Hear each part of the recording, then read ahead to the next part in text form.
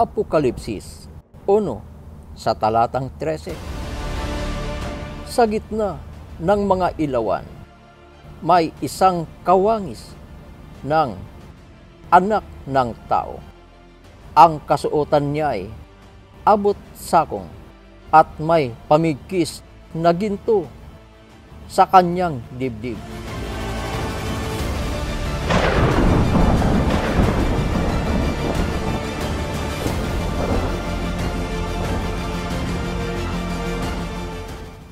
Sa daigdig na ito, napakarami ang nagsisikap na sinasaliksik, pinag-aaralan ang banal na aklat o Biblia. Unang Korinto sa 14 sa talatang 34. Ang mga babae ay magsitahimik sa mga iglesia sapagkat sila'y walang kapahintulutang mga salita, kundi sila'y pasakop gaya naman ng sinasabi ng kautusan. Kaya may karapatan ba ang mga babae na magtuayon sa kautusan? Ano itong mga Bible believers na mga babae ang siyang mga nangunguna? Kaya sino sa unawa ninyo ang kinatuparan ng mga ito? Huling paghihibagsik. Kaya hindi natatapos hanggang ngayon. Patuloy na may mga tumutuklas ng mga kasagutan sa naiiwang katanungan. Sa kanila na patuloy pa rin nagiging palaisipan. Lalo na kapag sinasaklawan ng hiwaga.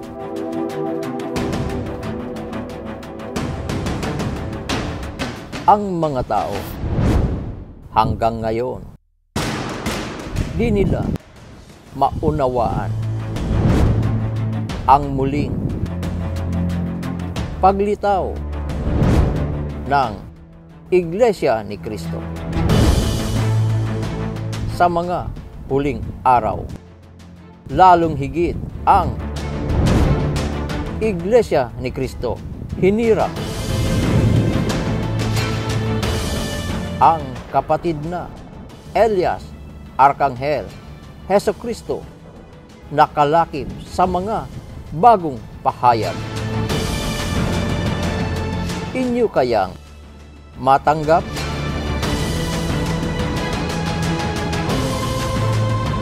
Ang paksang ibig nilang buksan?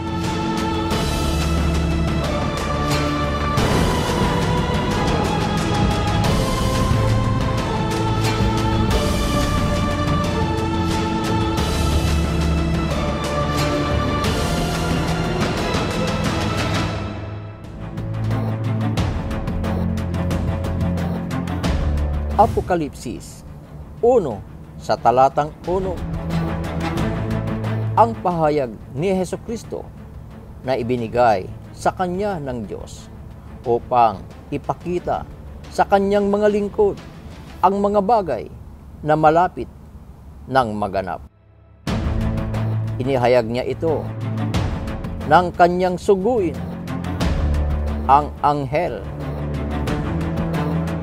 sa lingkod niyang si Juan.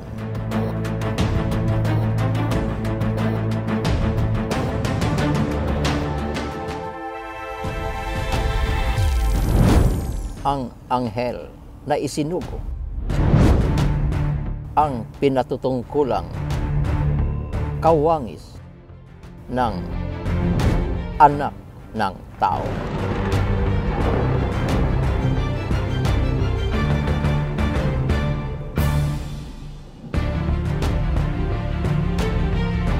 Kinikilala kaya siya ng mga kahinirang?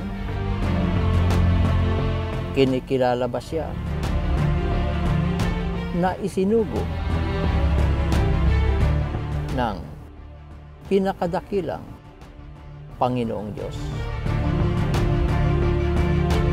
sa pamamagitan ng ating pinakamamahal na Panginoong Hesukristo?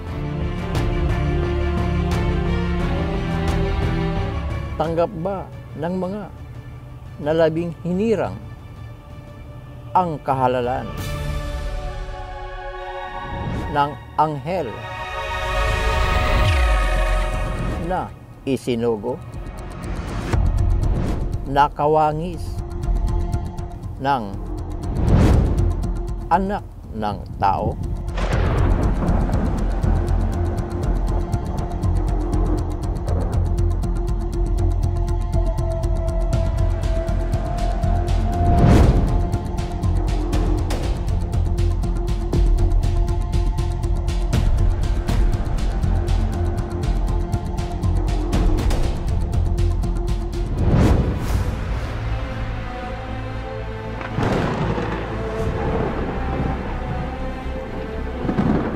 Apokalipsis 22 sa talatang 6. Sinabi ng anghel sa akin, ang mga salitang ito ay mapagtitiwalaan at totoo. Ang anghel ay sinugo ng Panginoon, ng Diyos ng mga espiritu ng mga propeta, upang ipakita sa kanyang mga lingkod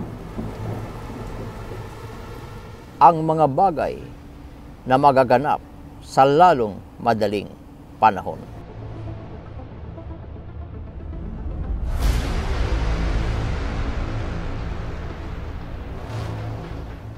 Kahalagahan ng kahalalan ng anghel na isusugo ng ating Amang Banal.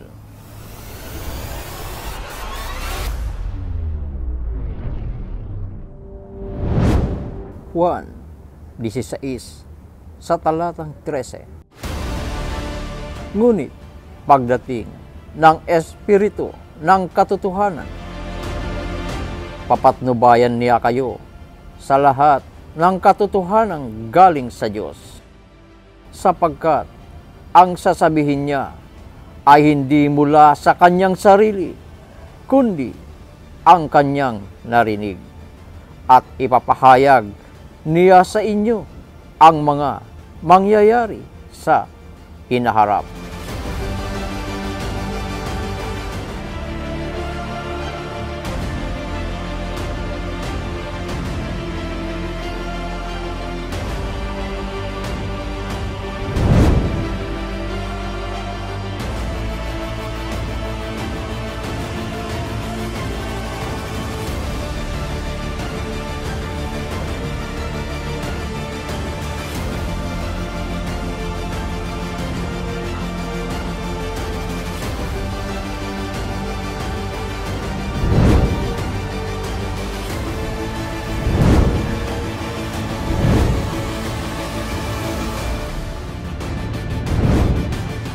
Exodus 23 sa talatang 20 hanggang 22.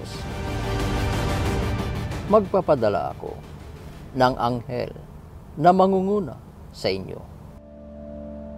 Pangangalagaan niya kayo sa inyong paglalakbay at papatnubayan hanggang sa lupaing inihanda ko sa inyo.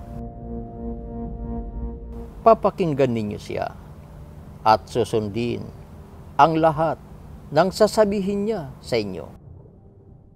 Huwag ninyo siyang susuwayin, sapagkat lahat ng ginagawa niya ay sa pangalan ko, at hindi niya kayo patatawarin kapag nagrebelde kayo sa Kanya.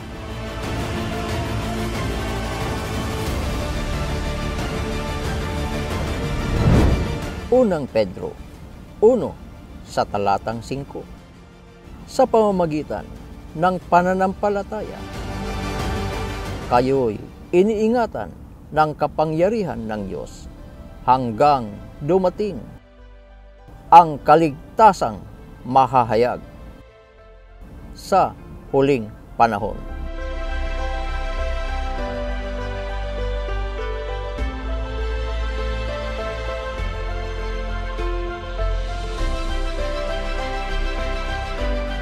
Paano maliligtas ang bawat isa? May mangunguna sa lahat.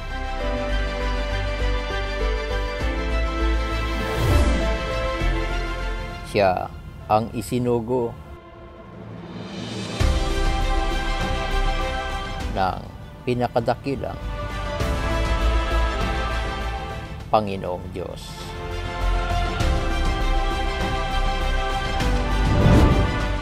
Na mangangalaga sa paglalakbay.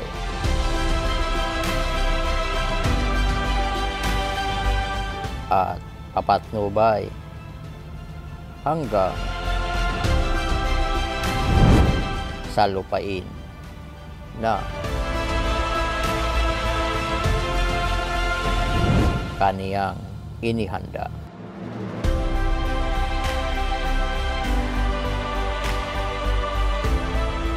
Kinikilala ba siya at iginagalang?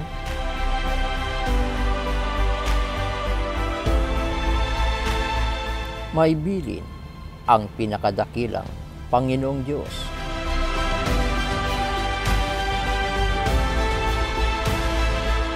Na susundin nila ang kaniyang sasabihin sa kanila at huwag anya na susuwayin.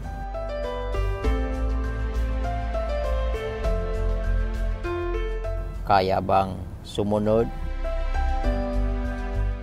ng mga nagsasabing sila ay mga tapat na hinirang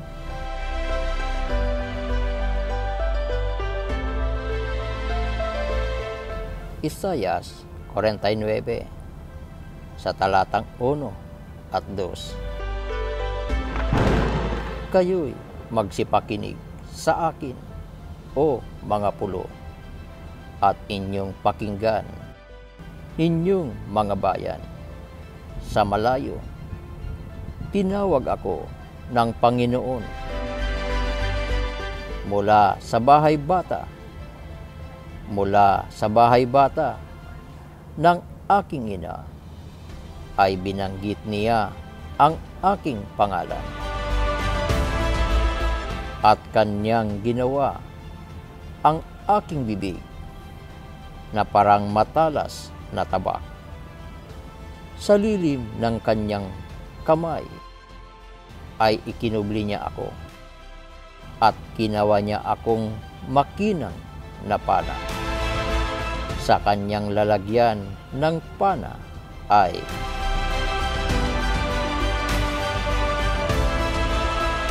itinago niya ako.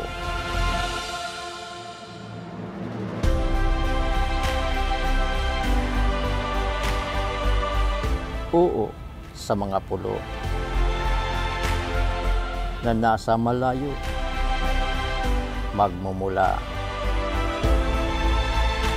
ang sanggol na batang lalaki.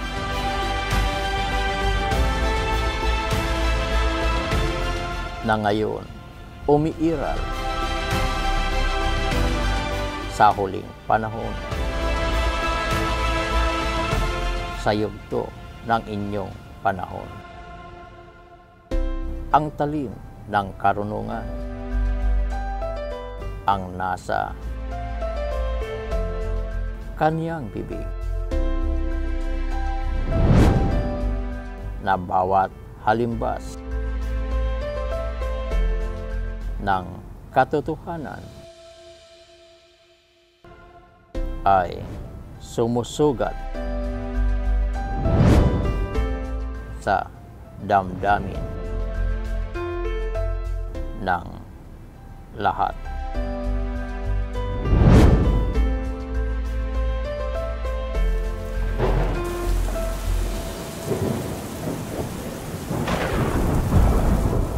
Mula sa vlog na Iglesia ni Cristo Hinirang.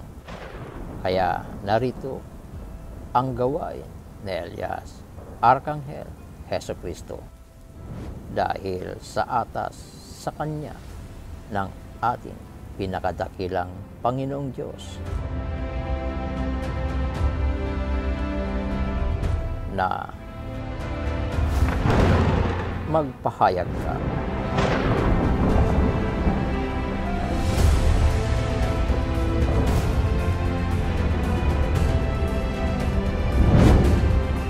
kung bakit hindi pa lumalantad. Itinatago niya ako.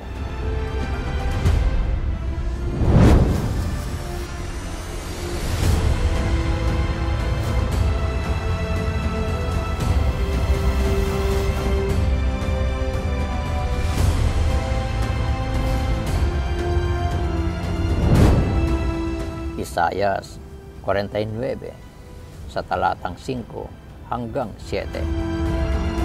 At ngayon ay sinasabi ng Panginoon niya na humubog sa akin sa sinapupunan upang maging lingkod niya, upang panumbalikin sa Kanya ang Jacob at tipunin ang Israel sa Kanyang harapan, pagkat ako'y pinarangalan sa paningin ng Panginoon at ang aking Diyos ang aking kalakasan. Sinasabi niya, maliit na bagay para sa iyo na gawin lang kitang aking lingkod upang ibalik ang mga lipi ni Jacob at panumbalikin ang mga iniingatan kong nalabi sa Israel. Gagawin pa kitang liwanag sa mga hintil para ang pagliligtas ko'y madala hanggang sa mga dulo ng daigdig. Ito ang sinasabi ng Panginoon, ang manunubos at banal ng Israel, ang itinatwa at kinasuklaman ng mga bansa, ang naging lingkod ng mga hari. Makikita ka ng mga hari at sila'y titindig ng mga prinsipe at sila'y yuyukod, pagkat ang Panginoon ang tapat, ang banal ng Israel ang humirang sa iyo.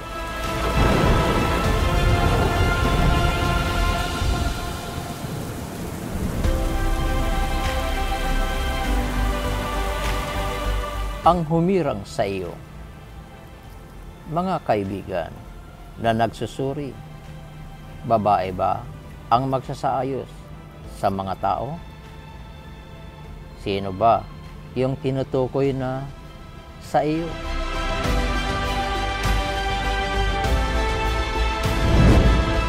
Ang sinasabi ng talata, kailanman ay hindi pwede na ikapit ito sa sarili ng Kalina Castillo na leader ng Bible Believers. Dahil ito ay katuparan sa pinili na hula na nasa Gawa 3 sa talatang 22. Alam kaya ng mga tumatangkilik sa kanila kung ano ang damdamin nila sa pamamahala ng mahal na kapatid na Eduardo B. Manalo? Sila na ang inyong tanungin upang mapag-unawa ninyo. Para di malinlang sa mga taong ito na mga mapagsaliksik gamit ang sariling karunungan. Kaya unawaing mainam ang mga sinasabi ng mga talata sa banal na aklat o Biblia.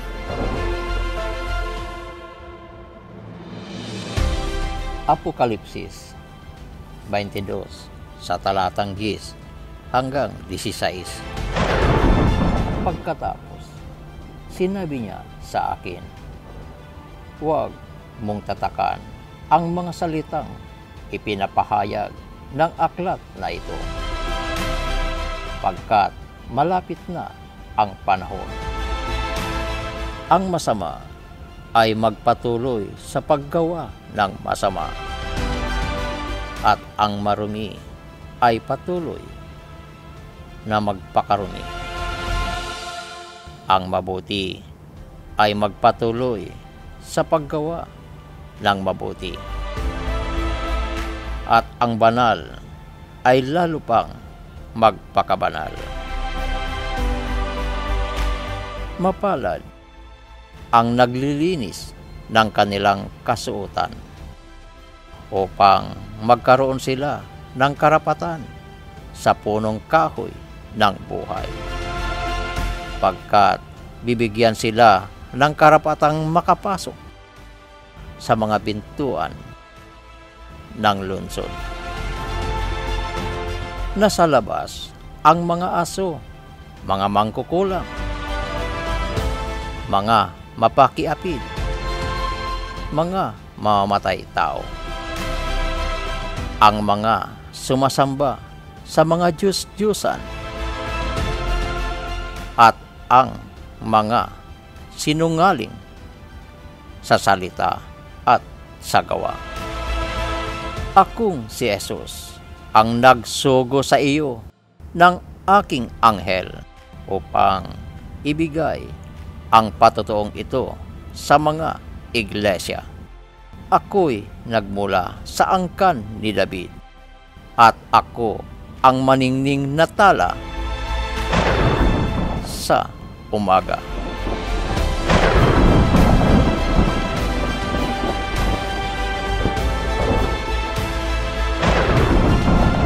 Abangan ang kasunod na ipapaunawa sa lahat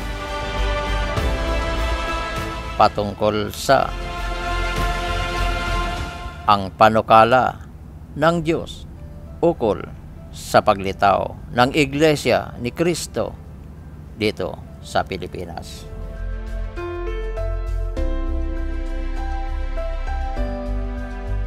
Patuloy na sumubaybay sa vlog ng Iglesia ni Kristo Hinirang. Maraming salamat.